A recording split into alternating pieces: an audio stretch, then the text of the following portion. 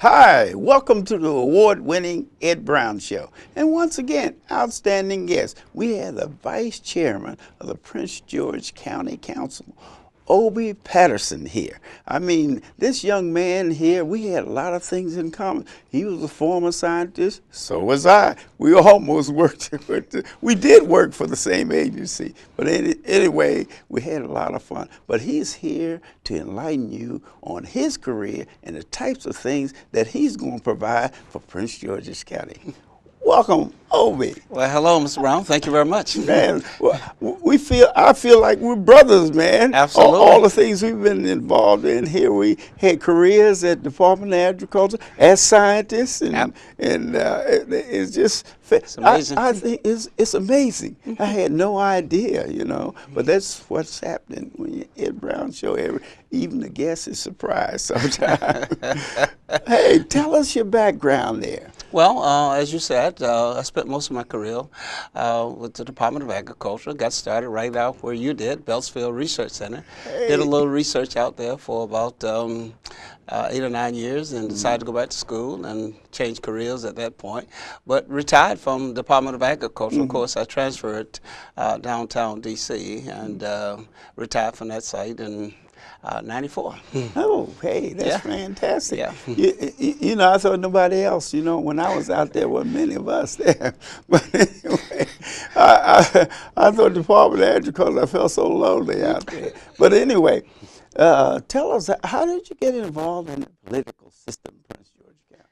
Well, I gather I've always had it sort of in my blood, but just didn't realize the magnitude of it. I sort of did a recap of my life myself and looked back and detected that, you know, as a high school student, I was president of my senior class. And where was that? This was in South Carolina. South Carolina? South Carolina. What That's part? my home state, a little place you call Lancaster. It's Lancaster. about 42 miles south of Charlotte. And got there, and then I came here and went to Johnson C. Smith University out of Charlotte. Hey, and CIAA. CIAA, absolutely. So it's Virginia Union. Right. Yeah, and came to agriculture, and after graduation, landed a job. Then I went to the University of Florida for graduate school and came back and same agency again, ARS, Department of Agriculture, and got active in the community, sponsoring mentoring program, working with my community organization. Program? Oh, yes. Well, I introduced you to Dr. Williams. Okay. He's into mentoring with the young people, evolutionary elders. These are retired individuals that want to pass some of that knowledge over to fantastic. young people. Yeah, good, wonderful. Yeah, I worked under the office of I'm a member of Kappa Alpha Psi fraternity, so I was chairman of the Guide Right program. So that was part of our community program to put together a good mentoring program. Very successful one, I might add. Oh, great! Tell us, you said House of Delegates. Tell us about that. After graduation, I decided to really go into politics, and I ran for House of Delegate. I won first term, second term, third term, for a total of 12 years. And no kidding! Congratulations! Yes, well, thank you. Thank you very much. We'll have to check your back out. Yes. So that's and what mentoring is one of the programs that you were involved in with the House of Delegates. Actually, that was under my fraternity category, but one of the programs that I spearheaded while a state delegate was that I was chair of the Maryland Legislative Black Caucus, and while there, I commissioned the Justice Policy Institute to do a study on the disparity of minorities in the correction system, and we got some data. It was certainly alarming, so I sponsored legislation to get some money. Got about $3 million. Congratulations! Yep. See, a lot of people don't know this. When you watch Ed Brown Show, you see him sitting up there as vice chairman. You don't know, hey, he got some background. Absolutely. And of that $3 million, $1.6 million came to Prince George's County, and it was to provide training and treatment in lieu of incarceration. So I was excited about that. Oh, great. Yeah. That's fantastic. Great. Background there, involved there with, and we talked about a lot of the problems, you know, that are all over the country, not just here. Absolutely. It's a national problem. Yeah, it's a national problem. Absolutely. That's what people have to realize. Tell us some of the things that you want to do in the future. as well, far as actually, in the position of vice chairman? Vice chair of county council. You got a little weight when you're vice chairman. Yeah, I guess one program that I feel very connected to is that of trying to do something to help with the foreclosure problem. Oh, wow. I sponsor legislation to establish a task force to look at the number of ways that we could provide some assistance for those who are facing foreclosure, and we've been in contact with the state's attorney because, you know, we are due to get about $10 million from a settlement, and $10 million for Prince George's County, $10 million going to Baltimore City.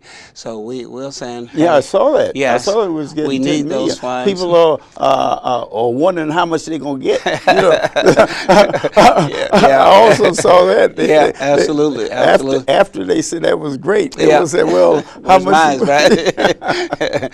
Yeah, so we're hoping those monies will filter down very soon because we realize our citizens need help out there, and we need to provide more one-on-one type counseling, training for housing, and also come up with some means of how we can keep our community more viable in terms of keeping them clean, grass cut. Well, code enforcement is basically what I'm talking about. Code enforcement. Code enforcement. That is very important. Yeah. How do you think that, as far as qualifying, most of the people, you just don't qualify because your house went in foreclosure. There are other items that you have to address. Yeah, there are many other areas that you know. Income or something? Income is a part of it in terms of how long you've been delinquent, in terms of paying how your long mortgage. You've been delinquent? The time period is a factor as well. Yeah. Oh. Yes. So that's the key, the time factor? Absolutely. How long? Absolutely. And for some reason, you know, sometimes individuals wait until, you know, they're underwater before they reach out and get help. And then sometimes it's too late. Yeah. Then sometimes they don't qualify because absolutely. they're waiting. Right. I say, you know, if you're out there, always try to find a housing counselor, or they can call the county council, county executive office, our housing department, Prince George's County, and you know they got paid counselors there to provide assistance and help to those persons who feel that they like to have help. That's a very, very important program. Absolutely. And it's too bad that our foreclosure rate was pretty high. It's extremely high. In fact, 1/3 of all the foreclosures at one point was located in Prince George's County. Right, exactly. Yeah, extremely high. So that's a very, very important project. Absolutely. And the people out there, you need to really get involved in that because this thing it's real. It's real. Yes, it is. And the fact that others thought it was real when they gave a few bucks towards trying to keep it going. Right. Now, what do you advise the individual that maybe he wouldn't qualify, but he's close to a foreclosure? I would say those persons, if you got any inclination, a borderline whatsoever, seek out counseling. You may think you're not qualified. You might end up being qualified. There may be one or two little corrected areas that could be corrected that will get you in the pipeline to get on the right track. So when in doubt, just make sure you try to find a good housing counsel, but be very careful and get those housing counsels who been certified to do the job and know what by the county. Absolutely. Make sure they've because there are a lot of them out there that not a little shaky. Absolutely. Absolutely. You're absolutely. Right. Absolutely. So now with that, if an individual, like I said was earlier, that he's close to it, or individuals that's headed to it, what can they do to avoid it in the future? Well, what do you suggest? Well, I guess the number one thing is try to make sure you know, you can meet your financial obligation by. Do you think they should go to the counselor, mortgagee and try to work out something, or just how? They can do that, but sometimes I would think it'd be best to go with the advice and counseling to go with you mean modification of your mortgage. I would still say my first recommendation would be seek out a good qualified counselor, and you know, call the Department of Housing at the the County Executive Office of Prince George's County, they have a list of well-qualified counselors that they can make available to those persons who have any idea, any suggestion that maybe they're about to go under or need some assistance. I would say go that route in lieu of just reaching out there and grabbing a counsel, because yeah. But they can get that advice and that list from the county council. I think it's county statute. You can pick that up, but if you just go online and go to Prince George's County Housing Department, and from that point you can pick up the entire list of housing counselors for assistance. Boy, that's fantastic. You know, that program is working, and the fact that they did qualify for some money. Now, quickly tell us, what do you have in the bread basket? And I mean, you want to, you know, when you get a little power, you know, you're vice chairman, you know, you say, now, you know, this was one of my pet peeves. Don't see can I get it through. Tell me something that you would like the county council to get involved in. Well, we know our health center is going to be beautiful. Yeah, right. So we want to rally around that. County executive is fully supportive of it, and so is the county council. So we feel it's imperative that we have a good first-class health center in this county. So yes, I agree. That's going to be one of the top issues. And the governor, I think, is supporting that governor, project. Absolutely. Which Prince George County really needs. You know absolutely. What I mean? Absolutely. We've outgrown the center that they have there in Chevrolet. And we're not saying those are not needed, but we believe absolutely. The development in Prince George County, that is the place for development. And I was glad to see too that the governor is also supporting and the metro and developing around the metro stations. Yeah, we have 15 metro stations in Prince George's County. We see that as a great opportunity to maintain and develop some developments around those 15 metro stations. Well, they're thinking about this deal with the FBI. Hopefully that Prince George's County can qualify. They seem to be in the driver's seat, but you never know. Yeah. So at least I think we're in the car at this point, and we got our fingers crossed and hope. What do you think the people out there can do? Right there, congressmen, or right there, councilmen. I never heard you. Give them some support, you know, for this. You know, not just sit back, but let them know they can call your office, right? Certainly can call my office, but I think they probably would be better off calling the congressional folks. Because you know because of the FBI, right? Absolutely, absolutely. Yeah, but it never hurt to write to local folks and let them know that you supported bringing a federal agency to Prince George's County. We're long overdue. Well, that's what I was thinking. Don't just sit there and hold your hands, you know, and wish and hope. You know, send those emails and letters and make those phone calls. Okay. Absolutely. All right. I want to thank you for being here, and I tell you, you never know, boy, who you know. You know what I mean? Here we have so much in common, and didn't realize, but we have a subject matter dealing with people. Absolutely. That's one of our things there. Yeah. And I want to thank you as well for having me. Right. Okay. And anytime you need someone, some subject or matter, the support and everything, call on me, and then we can get some volunteers and see what we can do. And I want to thank you for being here, and congratulations on your promotion to vice chairman. Thank you very much. Good. All right, then. All right. Hey, I got a couple more guys here that we're going to talk about. You know, this is Black History Month. Yes, it is. And we're going to talk about Black history. See you in a second. All right. No. Okay.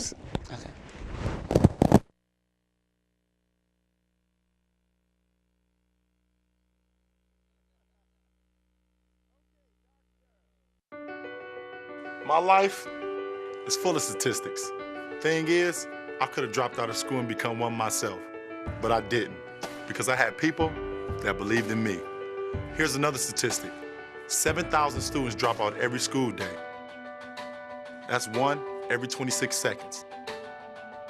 It's time that students know that we believe in them. Inspire a student and share your message of support at boostup.org.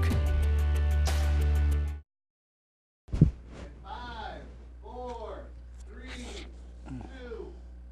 Hey, this is Ed Brown, and we're back with two of the original young men. You talk about evolutionary elders. These guys were the guys that were responsible for it, and it's growing strong. And we have one of our guests. He's been traveling all over the United States from Sacramento. Mr. Whitten and Dr. Williams, tell us. Welcome to the Ed Brown Show. Hey, buddy, where you get that shirt, man? I know this is a Black History Month, but man, I didn't know you was going to wear that. That's beautiful, man. That's 365. 365. Oh man, it's great to have you back. It's good. It's always good to come home. This is. Well, give us everybody know Dr. Williams. Give us a little background. What you been doing, man? Well, been going on cruises and flying them 747s and all that. Don't do that. No, actually, I've been out in Sacramento working with my sister in a math and a reading academy, and that's been quite fruitful. I gained a lot, and hopefully, as an evolutionary elder, I've shared as much as I've learned, and that may not be so, but I certainly have participated in sharing with our young people what it means to be an evolutionary elder. Right. And I have a granddaughter who's attending junior college in Sacramento City Junior College. Hey, beautiful. In her last semester. Congratulations. And she's invited me over more than once to join in with her poetry club, and she'll send out information, and she'll say, you need to come out because an evolutionary elder is in the house. Wonderful. So I just enjoy the whole academic experience, to find young people so excited about learning. Yes. And they have this thirst for knowledge, and they want to know our history, and as I teach them, we must know our history. We must know our oppressor's history, right, and we must know world history. And that's the trilogy that I work towards with our young people. God, that's great. How long you been gone, man? Look, it seems like I've been gone longer than I have. It's been a couple of years. Yeah, it doesn't feel that way. Yeah. It looks like you were here yesterday, man. But it is good to be back. You know who's been carrying the ball, don't you? Oh yeah, I know. I stay in touch Dr. Williams and Johnson. Oh, yeah, Dr. right. Johnson, they jump out there, boy. We setting them up, But just tell us, how do you feel about the Black history aspects of this? Where do you think that they should be starting? At what age bracket? Well, first let me say there's so much Black history and so little time. There's that much history. So I think it should start at home with our parents, because a lot of our parents need to know the history of our people so they can teach their children. Oftentimes, and too often, our children, they first get it in school, and they should get it at home before they come to school, and certainly would make the teachers' jobs a lot easier. well, really, they should, and they don't. They should have a requirement. That's right. That parents attend a certain classes. That's right. As far that is so as true. Going into the school system and everything, and getting what most parents that I've talked to, they always blame the school. I say, wait a minute. This child of yours is with you. That's right. More, they were in school, 4 or 5 hours? Yeah. I said, with you and all the habits and all those things that develop. I said, if you giving a poor image at home environment, that's the bad part. I said, what you have to believe, you have to do your share first. Ed, what you're saying makes sense. Because we tell them, that the parents, right, it's a reading thing. Right. Help your child understand. And Mr. Witt, I wonder how many parents take the time to sit down and read with their children. Well, I think that one of the reasons that many of them don't, because they can't read. See, some of our parents, you know, they feel embarrassed. Yes. Because maybe they didn't get what they should have gotten before they became parents in school, and now they have children. So it may be embarrassing for them because some of them are challenged just by helping their children with homework. Right. So they must be brought in to the learning process themselves and be re-educated, because they are going only to miseducate their children unless they are re-educated. So they must be a part of what we're doing, because if they can't read and don't understand the value of reading, then and they are guiding their children. Right. That's not a good recipe for learning. No. Well, with this electronic age, you know, this makes it really difficult, because they use that as an excuse. Go play with your iPad or whatever. And the kids, what do they look at the iPad? You don't look at anything educational. It's a game or something of that nature. Now, having that, and I've talked to Dr. Williams about this, you know, the competition, and what he has tried to do is have time for both. You can't get rid of the electronics because, hey, the guy's spending millions of dollars on the TV and everything, indoctrinating the kids to these electronics. But as far as you're concerned, what you're saying is that reading is basic, you know, and if they can, you have to start with the parents. And like you're saying, Mr. Whitten, is that parents are embarrassed. That's right. You know what I mean? How do you get by that, Dr. Williams? Well, we need to, if we're having problems reading, we the parents, we need to find someone quickly and to help us to understand the process of reading. Now, you know, and even if we don't read, we can be like Ben Carson's mother. Ben Carson's mother could not read, the neurosurgeon at Johns Hopkins. But what did she do? She gave both of her sons assignments, book reports. They didn't even know that she couldn't read, and but they had to submit that book report to her. Yeah, when you talk to Ben, and I heard him the other day on the television talking about that fantastic experience. So, parents, if you can't read, you can assign the youngsters books to read, newspapers to read. My parents could not read. My parents finished 3rd grade, but they always had a newspaper, they always had the Bible, and they had us to read the Bible, and that helped us a great deal. That motivated us to read. And now, you know, times are passing, and I'm trying to get them to read, to learn to read through a book like this. Yeah, I think that's a good title, too. I mean, it's not complicated. I think what we must take into consideration that our parents, these parents today are very different from our parents. Number one, they're younger parents. We're living in a totally different era. The multitude and plethora of distractions that are out here today are so different from the time when our parents had mother wit and common sense. That's what the balance that they had. They couldn't read. They had sense enough to know that we needed to. And they did everything that they could to make certain that we did. But now you have parents now are not that much older than their students. Right. I mean, their children, I should say.